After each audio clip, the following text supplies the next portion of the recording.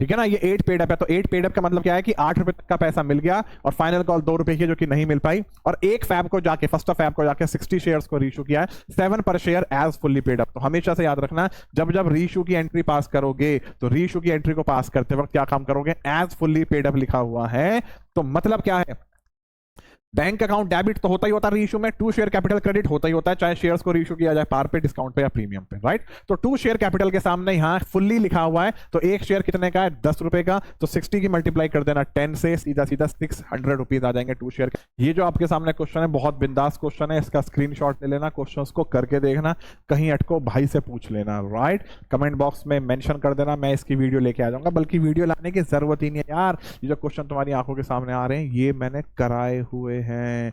Hi everyone, welcome back to the channel. दोस्तों आज की इस वीडियो में इशू ऑफ शेयर चैप्टर के बारे में डिस्कस करेंगे कि यार इशू ऑफ शेयर का प्रैक्टिकल क्वेश्चन आता है सर जी 6 मार्क्स में आता है, लेकिन 6 मार्क्स का प्रैक्टिकल क्वेश्चन की हम तैयारी घर से ही करके जाते हैं, लेकिन क्या करें जैसे ही स्टेटमेंट पढ़ते हैं, ओहो, जैसे ही स्टेटमेंट पढ़ते हैं पहली लाइन तो आती है समझ में, ऑथराइज कैपिटल इतनी, इशूड शेयर कैपिटल, लेकिन नहीं आ रहा कि एक्सिस एप्लीकेशन मनी को एडजस्ट करना है अलॉटमेंट में, क्या उसके आगे कॉल्स लिखा है?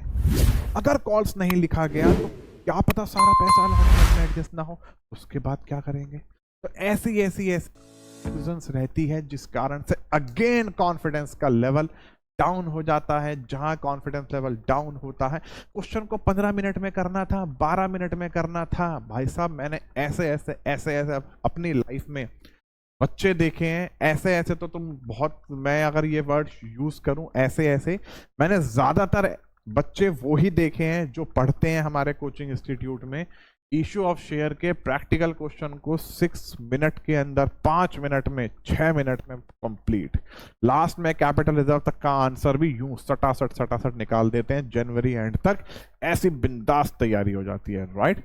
तो आज की इस वीडियो में मैं आपके ऐसे 6 मार्क्स पक्के करने वाला हूं, जो 6 मार्क्स का practical question issue of share से आएगा ही आएगा, कि ताकि आपको अपने पड़ोसियों की शक्ल ना देखनी पड़े भाई, राइट।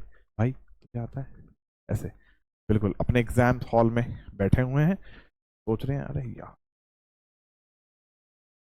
ऐसे करके एक बार देखेंगे टीचर को, हम ही देख रहे हैं, और देख रहा ये तो भैया हम ही देख रहा है,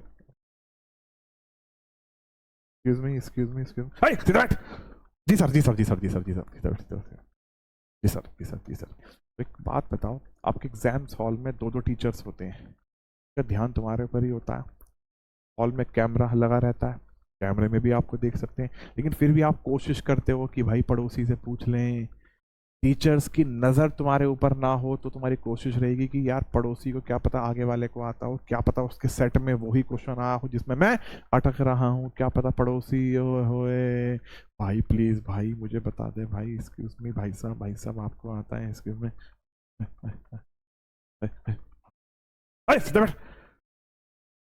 तुरंत सीधा बैठ जाते हो। क्या करें, टीचर्स की 3-4 बार डांट सुन चुके हो, लेकिन उसके बावजूद भी लास्ट मोमेंट पे जब 15 मिनट बचते हैं या 10 मिनट बचते हैं तुरंत सोच आ जाती है, अरे अब तब पूछ के ही मानेंगे हम, देखी जाएगी, डांटने दो, लेकिन उसके बावजूद भी पूछ नहीं पाते, राइट। इसीलिए मेरी इस वीडियो को स्टार्टिंग टू एंड जरूर देखते हुए चलना, उन सभी इंपॉर्टेंट पॉइंट्स के बारे में डिस्कस किया जाएगा आज की इस वीडियो में, जिन इंपॉर्टेंट पॉइंट्स को आपको हमेशा से अपने ब्रेन के अंदर बिठा के रखना है। इस वीडियो को देखते वक्त तुरंत अपने सामने पेन और रजिस्टर लेके आ जाना, जो मैं आपके सामने बढ़िया सी बिंदास बातें बोलूं, मेरी बातें सुनने के बाद वीडियो को पॉज करना, देन पॉज करने के बाद तुरंत लिखना, तुरंत, और भाई साहब शेयर जरूर करना। अभी तक चैनल सब्सक्राइब नहीं करा यार, चैनल को तो सब्सक्राइब कर लो भाई साहब, मजे आ जाएंगे भाई, जैसी वीडियो अपलोड करेगा तुरंत नोटिफिकेशन, और बेल आइकन को ऑल पे ही सेट कर लेना और नोटिफिकेशन ऑन रखना भाई, देखो राइट, ताकि पता तो चले कि भाई ज्ञान की बात आ गई, जैसी ज्ञान की बात आ गई तुरंत के तुरंत ब्रेन में बिठानी शुरू करिए, right. So without wasting any time let's start this video.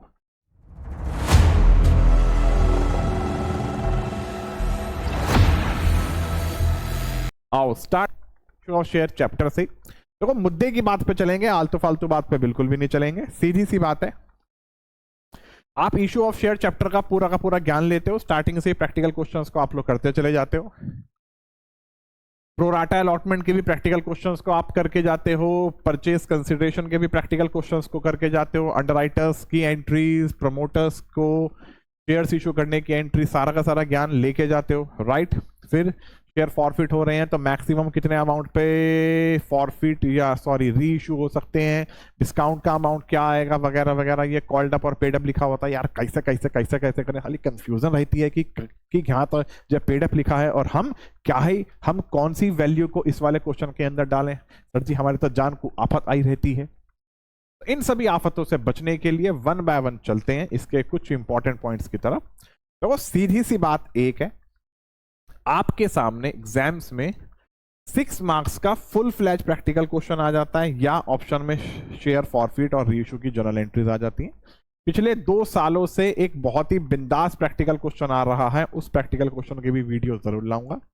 ये सारी के सारी इंफॉर्मेशन गिवन होती है, नोट्स टू अकाउंट गिवन होते हैं, बैलेंस शीट गिवन होती है उस, और आपके स्टेटमेंट के फॉर्म में इंफॉर्मेशन भी गिवन होती है। उन इंफॉर्मेशन से आपसे पूछ लिया जाता है कि आप बताओ यहाँ किस रेट से शेयर्स को फॉरफिट किया गया है, किस रेट से शेयर्स को री इशू किया गया है, अगर शेयर्स को प्रीमियम पे री इशू किया गया है तो प्रीमियम के अमाउंट पे इतना इतना चेंज हो रहा है तो उसका रेट क्या होगा, ऐसा ऐसे ज्ञान की बातें पूछी जाती हैं जहां आपको टाइम लगता है। तो इस प्रैक्टिकल क्वेश्चन को भी जरूर लाएंगे अपने चैनल पर, राइट, डोंट वरी, तुसी टेंशन ना लाई। और भाई ने इशू ऑफ शेयर चैप्टर की दुनिया भर की वीडियोस अपलोड की हुई हैं, प्रोराटा अलॉटमेंट वगैरह वगैरह, ये जितना भी दुनिया भर का ज्ञान है मैं सब का सब समझा चुका हूं। मेरी उन वीडियोस को starting to end sequence wise देख लेना भाई साहब, हर एक टॉपिक यूं क्लियर होगा यूं, राइट। आओ सबसे पहले मुद्दे की बात, आप जब भी issue of share practical question पढ़ने के लिए जाते हो तो आप सबसे पहले यही देखते हो कि यार कंपनी के थ्रू ऑथराइज्ड कैपिटल है और इतने इतने शेयर्स इशू हो रहे हैं। तो हमेशा याद रखना जब भी क्वेश्चंस को पढ़ोगे तो उसमें एक बात देखना कि number of shares issued given है या शेयर कैपिटल गिवन है। मैं आपसे क्या बात कहना चाह रहा हूं, पेन कहां रख देता हूं, ये रहा, अरे यार जेब में ये पेन था, चा माला, देखना जी हमारी बातें। आपके सामने कभी कभी लिखा होगा रुपीस का साइन बना के 40 लाख और एक शेयर की वैल्यू लिखी जाएगी 10 लाख। तो आपको यह देखना है कि यहां रुपीस का साइन है तो टोटल नंबर ऑफ शेयर्स कितने हुए, 4 लाख। इन सभी बातों को जरूर याद रखना। ऐसा ना हो कि एक शेयर 10 रुपए का है और इसकी 3 इंस्टॉलमेंट क्वेश्चन के अंदर आ गई, राइट, और ये कितने की है, 2 की, ये कितने की है, 5 की, ये कितने की है, 3 की, और आप इस 40 लाख रुपए की मल्टीप्लाई करते चले जाओ और लास्ट में जब आपके पेपर हो जाए और अपने यार दोस्तों से पूछो और भाई तेरा इशू ऑफ शेयर का यार आंसर क्या आ रहा, तेरा क्या आ रहा, तेरा क्या आ रहा, यार मेरा तो भाई शेयर फॉरफिट का अमाउंट ऐसे ऐसे आ रहा है, यार मेरा तो कैपिटल रिजर्व का अमाउंट इतना इतना आ रहा है, और बिल्कुल ही जैसी स्कूल के जहां सेंटर पड़ा होता है उसके मेन गेट से बाहर निकलते हो, भाई साहब मजे आ गए, भाई साहब पेपर गया बिंदास, लेकिन पड़ोस वाला दोस्त कहता है कि भाई इसमें तो मल्टीप्लाई 4 लाख से करनी थी, क्या तूने 4 लाख से इंटू नहीं करी, अरे यार ओ भाई, अरे भाई ये क्या कर दिया, 2-3 मुंह से। उस समय लड़के तो भाई गालियां तक भी निकाल देते हैं, मैं वीडियो में तुम्हारे क्या गालियां निकालूंगा, लेकिन मेरे कहने का मतलब आपसे ये है कि और यार क्या कर दिया। तो इन सब बातों को जरूर ध्यान में रखते हुए चलना, इस रुपीस के साइन को। आगे चलते हैं, पहली बात।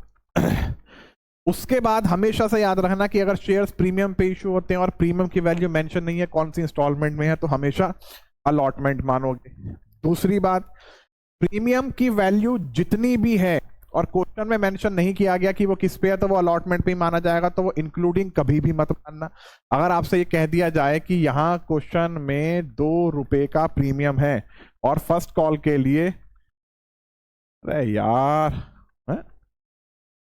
और फर्स्ट कॉल के लिए नाम दे दिया जाए बैलेंस का, तो कैसे कैसे करोगे, ये 2 रुपए अलॉटमेंट के 5, तो अलॉटमेंट में 5 में 2 रुपए प्रीमियम के जोड़ देना, बैलेंस फर्स्ट कॉल 3 रुपए की ही मानी जाएगी। ये काम मत कर देना कि 2 + 3 + 2 और इस अलॉटमेंट में प्रीमियम को जोड़ दो, बचा फर्स्ट कॉल 5 की ले लो। हमेशा से याद रखना डिस्काउंट इंक्लूड होता है, प्रीमियम इंक्लूड नहीं होता, राइट। पहली बात क्लियर हो गई। अदरवाइज अगर प्रीमियम किस पे है वो साफ साफ गिवन है तो आपके लिए खिचड़ी मिल गई आपको साफ साफ, राइट। खिचड़ी सही बेकार खिचड़ी, खीर मिल गई, राइट। तो बनी बनाई खीर मिल गई, मीठी मीठी खीर है, बादाम काजू किशमिश वगैरह वगैरह सारी की सारी चीजें पड़ी हुई हैं, बड़े प्यार प्यार से खा रहे हो, राइट। तो जरूरी नहीं है आपको खीर मिले, खिचड़ी भी मिल सकती है। खिचड़ी भी भाई बुरी चीज नहीं होती, लेकिन जो स्वाद खीर में है वो खिचड़ी में नहीं है, राइट। यहां तक की बात क्लियर हो गई। अब आप एक चीज देखते हो कि यार इतने इतने शेयर्स का हमारे पास में पैसा आया है, तो ये ओवर सब्सक्रिप्शन ऑफ शेयर्स का केस आ गया। देन उसके बाद देखते हो कि कंपनी के बोर्ड ऑफ डायरेक्टर्स ने डिसाइड करा कि हम तो ऐसे ऐसे ऐसे ऐसे ऐसे ऐसे शेयर्स को अलॉट करेंगे, लेकिन प्रोराटा कैटेगरी गिवन नहीं होते बे, प्रोराटा कैटेगरी गिवन नहीं होती बे। कहने का मतलब क्या है, 4 लाख शेयर इशू हो रहे हैं और ये कह दिया गया कि क्या 6 लाख शेयर्स का पैसा आ रहा है, और ये कह देते हैं क्या कि 80,000 शेयर्स को रिजेक्ट कर दिया गया, 80,000 शेयर्स को रिजेक्ट कर दिया गया, और जितने भी शेयर्स बच गए, बैलेंस ऑन शेयर्स जो भी है, उन्हें एडजस्ट किया गया है प्रोराटा के बेसिस पे। तो ध्यान से देखना, 6 लाख शेयर्स का तो पैसा आया है, share applied share allot, 6 lakh share का पैसा आया है। कंपनी 4 लाख शेयर का पैसा चाहती थी, 80,000 शेयर का पैसा क्या हो गया, नील। तो बचा क्या, 6 लाख में से 80,000 गए, 5,20,000। यहां तो 4 लाख में से नील गए 4, तो यानी कि प्रोराटा कैटेगरी बन गई भाई साहब ये वाली, यानी कि जिन्होंने 5,20,000 शेयर्स के लिए अप्लाई करा, उन्हें 4 लाख शेयर्स अलॉट किए गए हैं। तो एक्सिस शेयर्स कितने माने जाएंगे, 1,20,000। यहां तक की बात समझ में आ गई। तो इन सब बातों को जरूर दिमाग में बिठा के चलना, अदरवाइज प्रोराटा कैटेगरी क्वेश्चन में गिवन हो तो भाई साहब बल्ले बल्ले। यहां तक की बात क्लियर हो गई? जी सर बिल्कुल क्लियर हो गई। अब ये बात आती है कि आपके सामने इंफॉर्मेशन गिवन होगी कि जो शेयर्स को इशू किया जा रहा है, ऐसे ऐसे किया जा रहा है, और जो भी एक्सिस एप्लीकेशन बनी है उसको एडजस्ट किया जाएगा टुवर्ड्स अलॉटमेंट, राइट। ऐसी ही कुछ लाइन मेंशन होती है। अगर सिर्फ लिखा गया है टुवर्ड्स अलॉटमेंट, उसके आगे एंड कॉल्स नहीं है, मेरी बात समझ में आ रही है? इसका मतलब यह है कि जितने भी एक्सिस शेयर का पैसा आ रहा है, सारे के सारे पैसे को सिर्फ अलॉटमेंट में ही एडजस्ट किया जाएगा। अगर पैसा अलॉटमेंट में एडजस्ट हो गया तो अच्छी बात है, अलॉटमेंट में जितना एडजस्ट हो पा रहा है उतना ही हो सकेगा, यानी कि जितना हो सकेगा उतना ही हो पा रहा है। फर्दर कुछ पैसा बच गया, उसे कॉल्स में एडजस्ट नहीं करेंगे भाई, उसे तो वापस करेंगे भाई। तो इन 80,000 शेयर के पैसे को तो वापस करोगे ही करोगे, साथ में जो पैसा अलॉटमेंट में एडजस्ट करने के बाद भी बच रहा है उसे कहां डालोगे, बैंक में। इन सब बातों को जरूर याद रखना, राइट। दूसरी बात, अगर साफ साफ कह रहे हैं कि भाई एक्सिस शेयर्स को अलॉटमेंट में एडजस्ट करने के बाद कॉल्स में भी एडजस्ट करना है, तो भाई फिर तो अलॉटमेंट में एडजस्ट करने के बाद कॉल्स में एडजस्ट कर देना। यहां तक की बात क्लियर हो गई। फिर आप ये चीज देखते हो कि यार तो आपको ये सारा का सारा ज्ञान पता होना चाहिए ना कि भाई शेयर्स को कैसे कैसे एडजस्ट करते हैं, कि अगर प्रोराटा अलॉटमेंट वाला केस आ गया तो उस केसेस में हम जो एंट्री पास करते हैं, share application account debit to share capital to share allotment to bank, तो उस टू शेयर अलॉटमेंट में वैल्यू क्या आती है, तो वो सारा का सारा ज्ञान आपको जरूर पता होना चाहिए। मैं कैसे कहना चाह रहा हूं, कोई बात नहीं, बढ़िया चैप्टर है, थोड़ी वीडियो लेंदी हो भी जाए तो कोई फर्क नहीं पैंदा। तो 1,20,000 शेयर का पैसा एप्लीकेशन के टाइम पे, मैंने एप्लीकेशन कितने ली हुई है भाई, 2, अलॉटमेंट 7 की है प्रीमियम के साथ, भाई वाह। तो एप्लीकेशन 2 की है, तो 1,20,000 की 2 से इंटू 2,40,000, ये लोग 4 लाख शेयर का पैसा अलॉटमेंट के टाइम पे प्रीमियम के साथ 7 रुपए की है, तो कितना देंगे, 7 चौक 28 लाख। तो साफ साफ पता है 2,40,000 28 लाख में से क्या एडजस्ट हो पा रहे हैं। आपको साफ साफ पता है कि क्या ये 2,40,000 रुपए अलॉटमेंट में एडजस्ट हो सकते हैं, तो कोई पैसा बचा ही नहीं जो हम बैंक में डालेंगे, तो सीधा सीधा 2 शेयर अलॉटमेंट के सामने 2,40,000 लिख दिया जाएगा। अब अगर मैं आपके सामने ये चीज कह दूं बच्चों, क्या कह दूं कि अलॉटमेंट 2 रुपए की थी, मात्र 2 रुपए, अलॉटमेंट को भी हमने 2 रुपए ले लिया, तो भी 4 लाख शेयर्स हैं, चलो ये भी 8 लाख बनेगा, तो भी चलो यार फालतू ही आ रहा है, रहने दो। मेरे कहने का मतलब यहाँ पे सीधा सीधा सा ये था, क्योंकि यहाँ शेयर्स बहुत कम आ रहे हैं, ठीक है ना। अगर कोई पैसा अलॉटमेंट में लिमिटेड ही एडजस्ट हो सकता है, जैसे कि चलो एक छोटी सी कैटेगरी बना के दिखा देता हूं अगर वीडियो बना ही रहा हूं तो, कि 60,000 शेयर हैं, 30,000 अलॉट किए हैं, 30,000 फालतू शेयर हैं। 30,000 फालतू शेयर के पैसे को एप्लीकेशन में एडजस्ट करना है। एप्लीकेशन मान लो 2 रुपए की है, तो 30 की 2 से इंटू करी, कितना आ गया, नहीं एप्लीकेशन लो 3 की, एप्लीकेशन ले लो 3 की, तो 90,000 रुपए हमें एडजस्ट करने हैं। तो हम ये चेक करते हैं कि इसी कैटेगरी के लोग जिन्हें 30,000 शेयर अलॉट किए गए हैं, वो अलॉटमेंट के टाइम पे कितना पैसा देंगे। अब मैं अलॉटमेंट को ले रहा हूं 2 रुपए की, तो वो लोग तो अलॉटमेंट के टाइम पे 60,000 रुपए देंगे, और वो पहले से ही 90,000 फालतू देके आ चुके हैं, तो सिर्फ 60,000 रुपए अलॉटमेंट के टाइम पे आने हैं, तो हम 60,000 को ही एडजस्ट कर सकते हैं। तो यहाँ रिमेनिंग 30,000 का क्या खेल होगा, वापस किया जाएगा। क्या किया जाएगा, वापस किया जाएगा, वापस किया जाएगा। तो इन सब बातों को जरूर याद रखना। उसके बाद आप एक चीज देखते हो कि अलॉटमेंट में कॉल सिनेरियर आ जाता है, और अलॉटमेंट में ही क्या हो, एक्सिस शेयर्स को एडजस्ट किया जा रहा है। ये बहुत बड़ी बिंदास बात बता रहा हूं। ये जो हमने बातें पढ़ी हैं ये सिर्फ और सिर्फ प्रोराटा अलॉटमेंट की हैं, कि यहाँ एक्सिस शेयर्स को हम लोग अलॉटमेंट में एडजस्ट कर रहे हैं, एक्सिस शेयर्स के पैसे को अलॉटमेंट में एडजस्ट कर रहे हैं। लेकिन मुद्दे की बात क्या आ रही है कि अलॉटमेंट में ही कॉल सिनेरियर आ गया।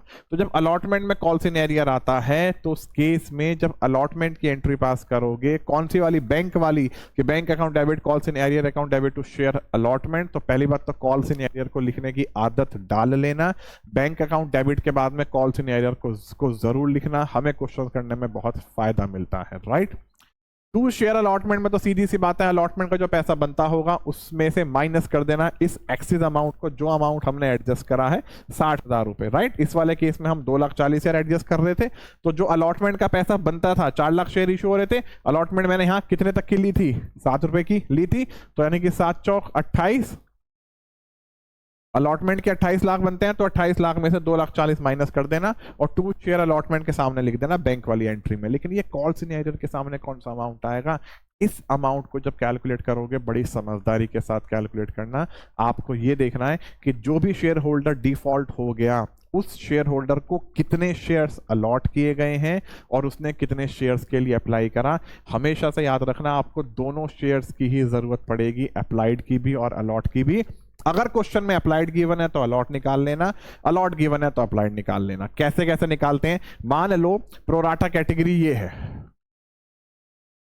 जिन शेयर होल्डर को 4 लाख शेयर इशू किए गए हैं उसमें से एक एक्स बंदा है, उसे 40,000 शेयर अलॉट किए गए हैं। तो आप ये चीज देखोगे कि ये अपने 40,000 शेयर पे अलॉटमेंट का पैसा पे करने में के लिए फेल हो गया, तो इसने इस 5,20,000 में से कितने शेयर्स के लिए अप्लाई किया होगा। तो हमेशा से याद रखना, अगर अलॉटेड शेयर्स गिवन होंगे तो आप न्यूमरेटर में हमेशा अप्लाइड ही लिखोगे। 5,20,000 नीचे 4 लाख इंटू 40,000, राइट।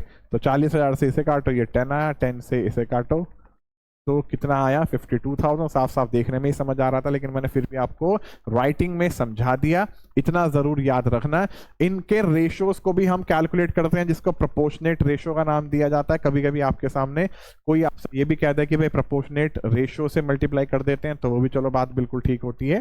चाहे प्रोपोर्शनेट रेशियो कह लो या आप इसे ऐसे ऐसे सॉल्व कर सकते हो। बस हमेशा याद रखना, अगर डिफॉल्टर शेयर होल्डर के अलॉटेड शेयर्स गिवन है तो अप्लाइड निकालोगे, तो इस प्रोराटा कैटेगरी में से ये होते हैं shares applied under pro rata category, ये होते हैं shares allot under pro rata category. तो इन शेयर्स को ही, shares applied under pro rata category को ही न्यूमरेटर में रखना, इस 4 लाख को डेनोमिनेटर में रखना, राइट। तो इस तरीके से आप उसके अप्लाइड शेयर्स निकाल लोगे। मान लो इसके अप्लाइड शेयर्स कितने आ गए, मान के लो 52,000 आ गए, तो 52,000 में से 40,000 को माइनस करो, कितना आया 12,000। तो वो बंदा 12,000 फालतू शेयर का पैसा एप्लीकेशन के टाइम पे दे के आ गया। एप्लीकेशन कितने की थी, 2 रुपए की, तो उसने 24,000 रुपए एप्लीकेशन के टाइम पे फालतू दे दिए। कितने दे दिए, 24,000 रुपए। अब ये बंदा 40,000 शेयर पे जो इसे अलॉट किए गए हैं, उसके अलॉटमेंट का पैसा कितना बनता है, 40 की 7 से इंटू करो, 2,80,000, जो कि वो पे करने के लायक नहीं है। तो वो 2,80,000 में से ये 24,000 माइनस कर देना बस, राइट, कि वो 24,000 रुपए फालतू एप्लीकेशन के टाइम पे देके आ चुका। तो 280 में से 24 माइनस करो, कितना आया, 20 गए 2,60,000, फिर 4 गए 2,56,000। तो ये 2,56,000 का अमाउंट कॉल्स इन एरियर में आएगा। तो इनकी कैलकुलेशन को बड़ी समझदारी से करना कि क्या डिफॉल्टर के अप्लाइड गिवन है या अलॉट गिवन है, राइट। उसके बाद आपके सामने जो बात क्रिएट होगी वो शेयर फॉरफिट की होगी। तो शेयर फॉरफिट में एक बात को जरूर याद रखना, आप उन क्वेश्चंस की तैयारी बहुत अच्छे से करके जाना जहां डिफॉल्टर 2% डिफॉल्टर होंगे। 1% के बारे में बोला जाता है कि 1% अलॉटमेंट का पैसा पे करने में फेल हो गया, फर्स्ट कॉल का पैसा पे करने में फेल हो गया, तुरंत फर्स्ट कॉल के बाद ही उसके शेयर को फॉरफिट कर लिया गया। एक दूसरा डिफॉल्टर होता है, जैसे कि मान लो वाई है, दूसरा वाई दोनों के दोनों कॉल्स का पैसा पे करने के लिए फेल हो गया। तो इतना याद रखना, पहले एक्स की जो एक्स अलॉटमेंट और फर्स्ट कॉल का पैसा पे करने में फेल हुआ था, एक्स की शेयर फॉरफिट की एंट्री पास करना। एक्स की जब शेयर फॉरफिट की एंट्री पास करोगे तो equity share capital account debit to forfeited shares to share allotment to share first call, right. अगर प्रीमियम पे होगा और अलॉटमेंट में प्रीमियम है और प्रीमियम का पैसा नहीं मिल पाया तो equity share capital account debit, security premium reserve account debit to forfeited shares to share allotment to share first call. तो यहां मुद्दे की बात ये आएगी, यहां मुद्दे की बात ये आएगी कि आप टू शेयर अलॉटमेंट में और 2 फॉरफिटेड शेयर्स में यहां अमाउंट क्या डालोगे। हमेशा से याद रखना कि वो एक्सिस एप्लीकेशन मनी, हमेशा से याद रखना। यहां क्यों आ रहे हो यार, हैं? रिकॉर्डिंग चल रही है, नहीं आना, वहां जाओ, हाँ वहां जाओ, चुपचाप बैठ जाओ। हाँ ए बच्चे तुम भी आओगे, नहीं आओगे, निकल लो यहां से, निकल बैठा। हाँ जी, ये बच्चा शैतान बच्चा है, बहुत परेशान करता है, इसका टटरिया नहीं रहना। ठीक है वहीं रह, ठीक। तो मैं आपसे क्या है, चेयर पे नहीं, नो नॉट एट ऑल, जाओ, हाँ साइकिल चला लो, मान जा पार्थ, कोई भी चीज छेड़नी नहीं है, लेकिन मैं स्पेशली कह रहा हूं चुपचाप बैठा रही हो। ये बच्चे तू भी आ रहा है, माता डैडी को जाओ, बाबू वीडियो चल रही है डैडी की, नहीं आप जाओ प्लीज, ठीक। अब चलते हैं, मैं आपसे क्या चीज कहना चाह रहा था। जब आप शेयर फॉरफिट की एंट्री को पास करोगे, शेयर फॉरफिट की एंट्री को पास करते वक्त किन किन बातों के ऊपर ध्यान देना। तो 2 फॉरफिटेड शेयर्स में कौन सा अमाउंट आएगा कि ये पर्सन 40,000 शेयर पे उसने अलॉटमेंट का पैसा पे नहीं करा, तैयार का पैसा पे करा, का तो पैसा पे करा, एप्लीकेशन 2 रुपए की थी, तो पैसा कितना बनता है 80,000। इस 80,000 के अंदर उस अमाउंट को भी शामिल कर देना जो एक्सिस एप्लीकेशन मनी दे के आया था। पार्थ मान जा कि वो एक्सिस एप्लीकेशन मनी को दे के आया था। वो एक्सिस एप्लीकेशन मनी उसने कितनी दी थी, 24,000, राइट। तो इस 80,000 में 24,000 को भी जोड़ देना, कितना आ जाएगा 1,04,000। तो 1,04,000 के अमाउंट को शेयर फॉरफिट के सामने रिकॉर्ड किया जाएगा और टू शेयर अलॉटमेंट में यही अमाउंट आएगा, कितने का, जो कि उसके 40,000 शेयर का पैसा बनता था, ये अमाउंट, राइट। तो बड़ी बारीकियों के साथ क्वेश्चंस को करना।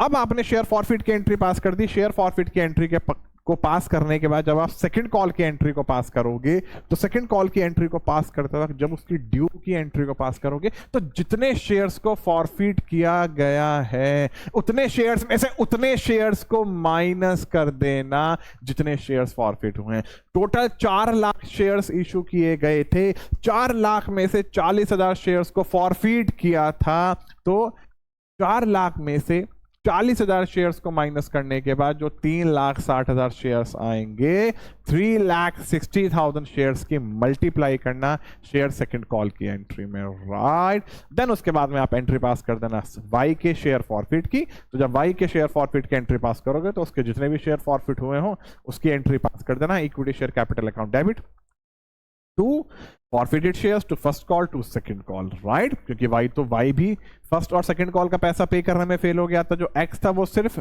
फर्स्ट कॉल का ही पैसा पे करने में फेल हुआ था। तो लेकिन एक और बात मेरे माइंड में आई कि जैसे ही आप फर्स्ट कॉल की एंट्री पास करोगे और उसमें जो कॉल सिनेरियो डेबिट करोगे तो उसमें शेयर एक्स के भी ले लेना और वाई के भी ले लेना, क्योंकि ये दोनों के दोनों डिफॉल्टर हैं फर्स्ट कॉल का पैसा पे करने के लिए। इन सब बातों को जरूर याद रखना। अब एक और बात बताता हूं, आपसे ये बोला गया है कि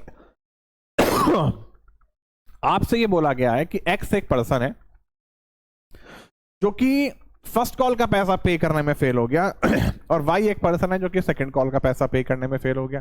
दोनों के ही शेयर्स को फॉरफिट किया जा रहा है सेकंड कॉल के बाद। तो इतना याद रखना कि अगर एक्स फर्स्ट कॉल का पैसा पे करने के लिए फेल हो गया और उसके शेयर सेकंड कॉल के बाद फॉरफिट हो रहे हैं, तो ये डैम श्योर है कि एक्स फर्स्ट कॉल के साथ साथ सेकंड कॉल का भी पैसा पे करने में जरूर फेल हो चुका होगा। तो जब एंट्री पास करोगे, अब जो बात बोलने जा रहा हूं बड़ी समझदारी के साथ ना, जब एंट्री पास करोगे तो एंट्री को पास करते वक्त जब शेयर फर्स्ट कॉल की एंट्री को पास करोगे और शेयर सेकंड कॉल की, शेयर फॉरफिट की जो मैं आपसे बात कर रहा हूं फॉरफिट की एंट्री, तो जब शेयर फर्स्ट कॉल की एंट्री पास करोगे यानी कि एक्स की और वाई की दोनों की सेपरेट पास करना, एक साथ मत कर देना। अगर सेपरेट पास करोगे तो आपको बहुत फायदा मिलेगा। एक्स की जो एंट्री पास करोगे शेयर फॉरफिट की, उसमें लिखा जाएगा क्या, equity share capital account debit to forfeited share to first call to second call.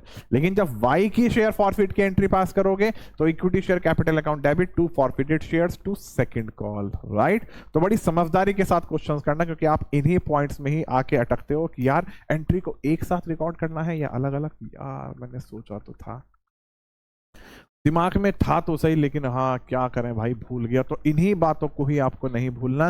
Then उसके बाद आप एंट्री पास करते हो किसकी, शेयर्स को री इशू की। अब मुद्दा ये आता है कि जो शेयर्स री इशू हो रहे हैं, री इशू के टाइम पे वो शब्द आता है कॉल्ड अप और पेड अप। उस पे आ जाओ, वो तुम्हें समझाता हूं। आ जाओ जी, जब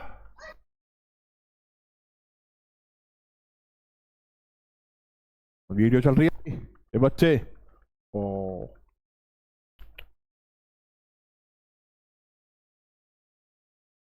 देखो जी, जैसे कि ये वाला क्वेश्चन तो नहीं, ये मैंने बहुत बिंदास बिंदास क्वेश्चन लिए हैं, इनके भी मैं ऑलरेडी, आप मेरे सामने आप यहाँ देख सकते हो कि मैं आपके सामने कौन कौन से क्वेश्चन लाया हूँ। ये जो आपके सामने क्वेश्चन है बहुत बिंदास क्वेश्चन है, इसका स्क्रीनशॉट ले लेना, क्वेश्चंस को करके देखना, कहीं अटको भाई से पूछ लेना, राइट। कमेंट बॉक्स में मेंशन कर देना, मैं इसकी वीडियो लेके आ जाऊंगा। बल्कि वीडियो लाने की जरूरत ही नहीं है यार, ये जो क्वेश्चन तुम्हारी आंखों के सामने आ रहे हैं ये मैंने कराए हुए हैं। मेरे उन सभी इशू ऑफ शेयर के पार्ट्स को देख लेना, किसी एक पार्ट में मैंने ये वाले क्वेश्चंस कराए हुए हैं, या काम करूंगा इसी वीडियो के ही डिस्क्रिप्शन में इस वीडियो का लिंक डाल दूंगा। और बताओ, ये देखना, ये भी बहुत बड़ा बिंदास क्वेश्चन है कि हाँ मोहन ने 800 शेयर्स के लिए अप्लाई करा, सोहन को 600 शेयर्स अलॉट किए, दोनों के दोनों अलॉटमेंट का पैसा पे करने में फेल हो गए। तो अलॉटमेंट में ही एक्सिस शेयर्स को क्या किया जा रहा है आप देख सकते हो, यहाँ पे क्या क्या है, अलॉटमेंट में ही एक्सिस शेयर्स को एडजस्ट किया जा रहा है और अलॉटमेंट में ही कॉल सिनेरियो है। तो क्वेश्चन कैसे कैसे करेंगे आपको साफ साफ समझ में आ रहा होगा, मैं ऑलरेडी समझा चुका हूं। मेरी इन वीडियोस को देख लेना, दुनिया भर का ज्ञान मिल जाएगा। ये सोना जी आ गई, सोना जी ने ऐसे ऐसे मशीन खरीद ली, सोना ने ऐसे मशीन खरीद ली मोना जी की, और ऐसे ऐसे ये सब तामझाम दे रखा है। तो मैं सिर्फ आपको क्वेश्चन दिखाना चाह रहा हूं कि आप इनकी कैलकुलेशन या जर्नल एंट्री कैसे कैसे पास करोगे। ये भी बहुत बड़ा बिंदास क्वेश्चन है, जहां बुक वैल्यू एग्रीड वैल्यू होती है, इसको भी कैसे कैसे किया जाता है। मेरी उस वीडियो को जरूर देख लेना, बार बार कह रहा हूं। यहां आ जाओ, जो मैं आपसे कहना चाह रहा था। The directors of Devendra Limited resolved on 1st of January 2010 that 100 equity shares of 10 each rupees 8 paid up be forfeited। यहाँ क्या कह रहे हैं, 100 इक्विटी शेयर्स को फॉरफिट किया गया है, एक शेयर 10 रुपए का है लेकिन 8 पेड अप है। तो 8 पेड अप का मतलब है कहां चला गया भाई, 8 पेड अप है, रूम हो गया।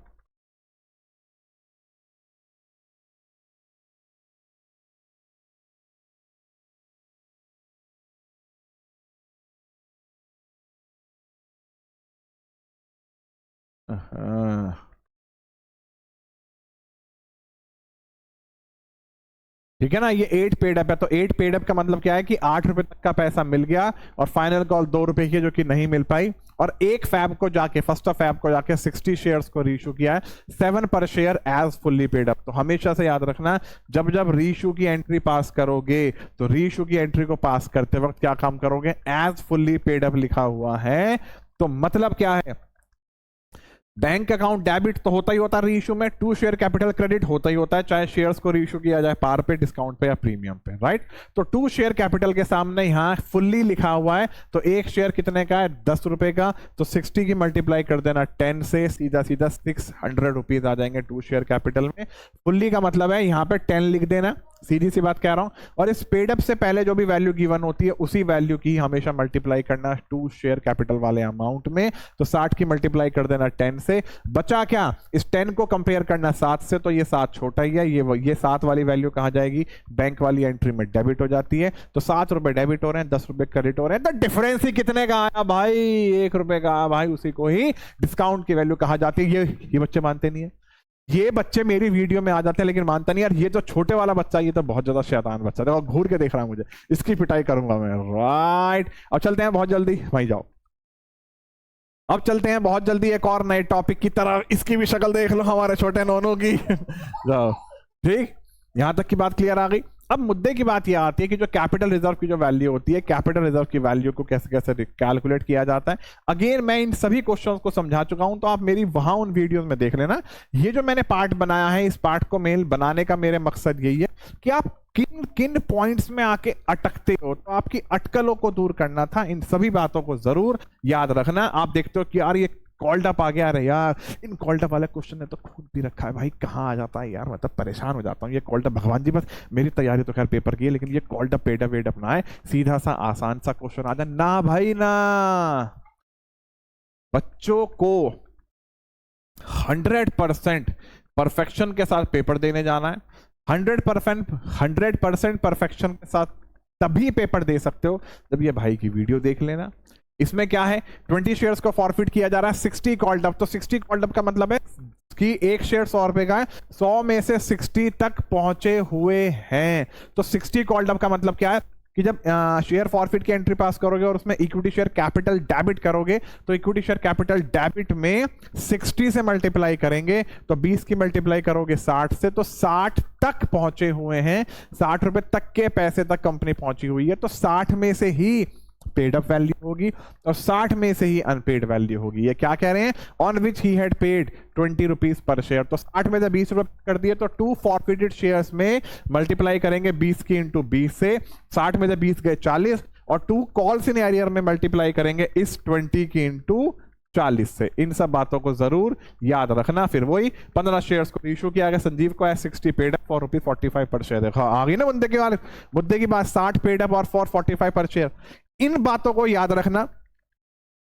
मैंने आपके सामने अभी अभी एक बात बोली है कि जो पेड अप से पहले की जो वैल्यू होगी उसमें हमेशा 2 शेयर कैपिटल में डालना। यहां क्या कह रहे हैं, एक सेकंड बच्चे, पेड अप से पहले वैल्यू लिखी हुई है 60, तो इस 60 की वैल्यू को कहां रिकॉर्ड करोगे, 2 शेयर कैपिटल में।